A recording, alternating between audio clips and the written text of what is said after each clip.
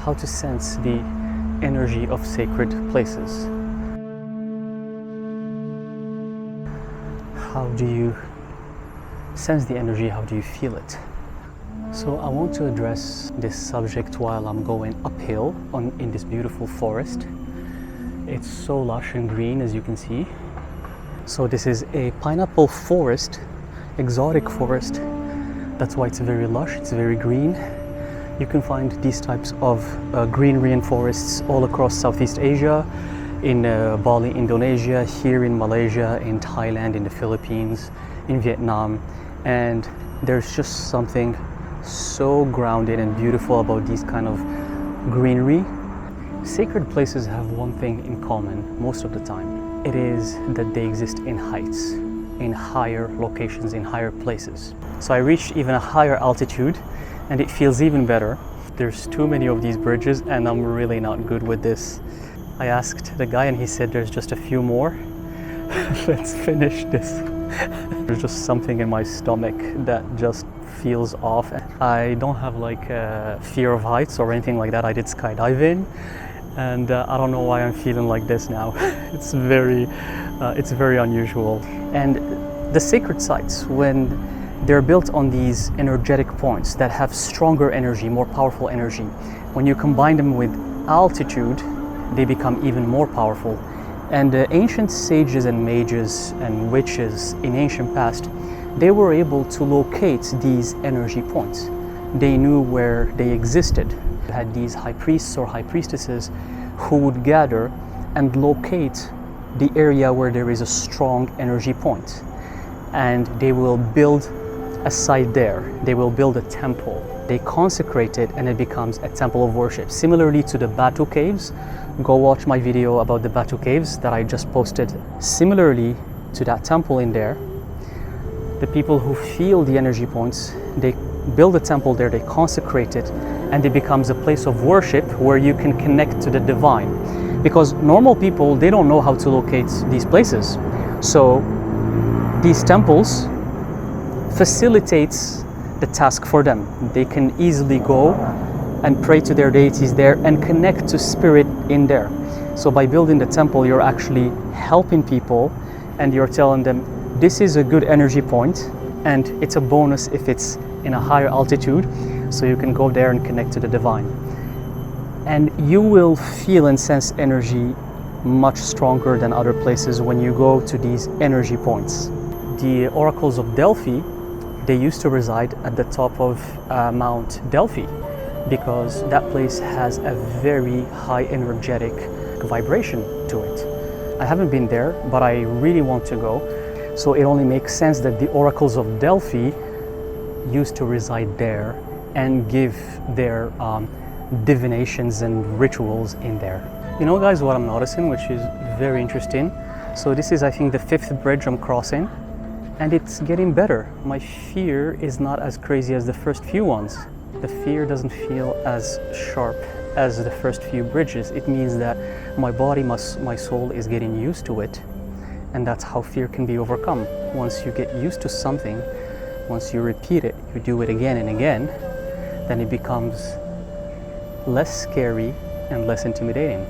And this again reminds me with practicing the craft as well, or practicing anything in life, including magic, alchemy, tarot, whatever it is that you do. The first time it's going to be very scary, very intimidating, just like the first bridge that I crossed.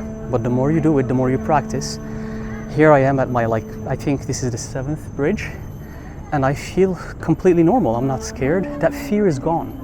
With practice, with repetition, and repetition is the mother of skills, by repeating, by practicing, that initial fear disappears. And that's why for a lot of times you're going to need a mentor, you're going to need a teacher, you're going to need someone who initiates you, so that fear disappears, so that initial feeling that's unhealthy most of times is not there anymore, because you have a guide, you have someone that teaches you, someone that guides you.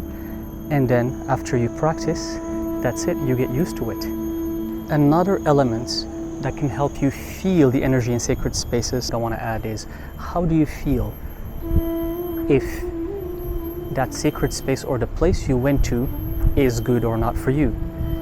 Is it malicious? Is it good? Is it gonna help you become who you are? Or is it really not for you? Because you will visit certain sacred, so-called sacred places in the world, and you will not feel good. You will feel something malicious there, something terrible.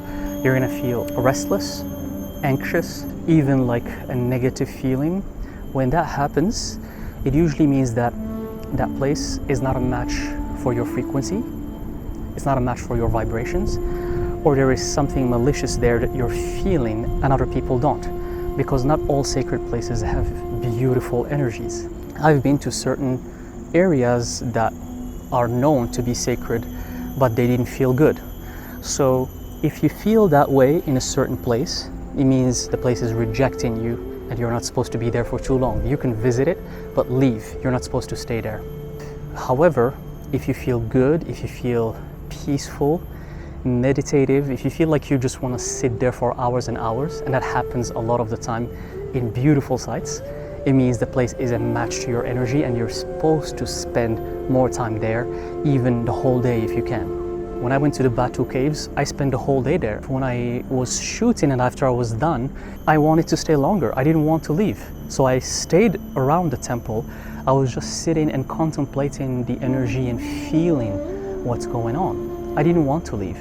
So that's the example of a temple that matches your energy, or a sacred site that is good for you. It activates something within you. It awakens even your gifts and abilities that were dormant. But if the place rejects you, you're gonna be sent some signs. For example, mosquitoes are gonna start biting you left and right. Some animals might try to attack you. For example, monkeys, similarly to Batu Caves. Many people go to the Batu Caves and they get attacked by monkeys. Something is gonna happen that is not in alignment, that is negative, that's trying to push you out of that sacred site. So if the place rejects you and you start having these negative signs over and over and over, if they start repeating a lot, maybe you try to have food and it's bad, maybe you try to climb the stairs and then you stumble and you trip and you hurt yourself, maybe you start an argument with a stranger for no apparent reason, that means that the place is not a match to your energy and that you need to leave. And it doesn't have to be very extreme. Maybe sometimes you're just not gonna feel good there. You're gonna feel like you wanna leave. That's it. I remember when I visited the Temple of Artemis in Turkey, and it's one of the ancient wonders of the world. But the feeling that I felt there, and I was with Inawich, the feeling was not very peaceful. It was very unpleasant. It was not meditative. There were a lot of crows hovering above us. It didn't even feel safe in that area, because the Temple of Artemis, which is one of the 7 wonders of the world, one of the 7 ancient wonders of the world, doesn't exist anymore. So there's only one pillar left of the temple, one pillar. So what happened is that we felt like we didn't want to stay there for too long. And even though it's the Temple of Artemis, we've been wanting to visit that for the longest time. It's like a dream come true for us. Yet we felt like we didn't want to spend too much time there, so we ended up going to the museum, which was fabulous. And then Ina mentioned something that actually was the reason. It's because of the amount of sacrifices that happened in that temple. When I say sacrifices back then, we're talking about more than 2,000 years ago. There were human sacrifices done in that temple for the goddess Artemis. Animal sacrifices, human sacrifices. And that energy built up there and made it very, very negative because of the amount of souls, innocent souls that were sacrificed just like that in there. I'm not gonna go down the rabbit hole of human sacrifices because they're completely wrong, because they're the most stupid thing that was ever invented by either humans or the gods, because it might be something that the gods asked the humans to do. So it's something wrong, it's stupid, it should never be done. Taking one's life is the closest path to ending up in hell. And in hell, feel free to imagine whatever that is for you. I'm not talking about the Christian hell or the Muslim hell or the Buddhist hell, just hell in general. That's the closest path.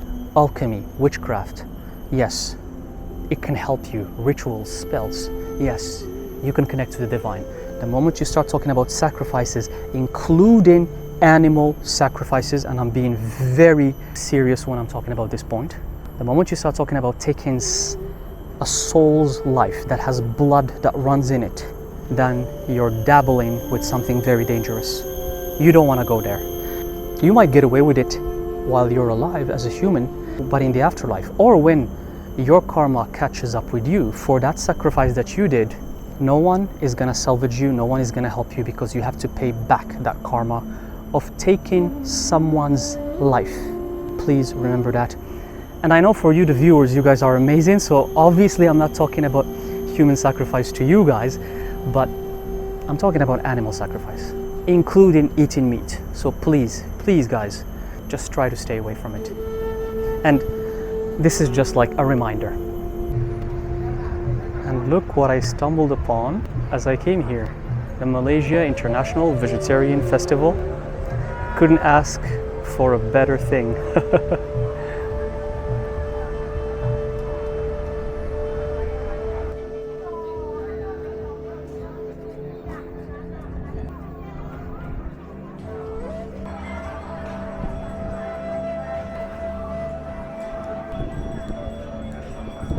Hello. Thank you.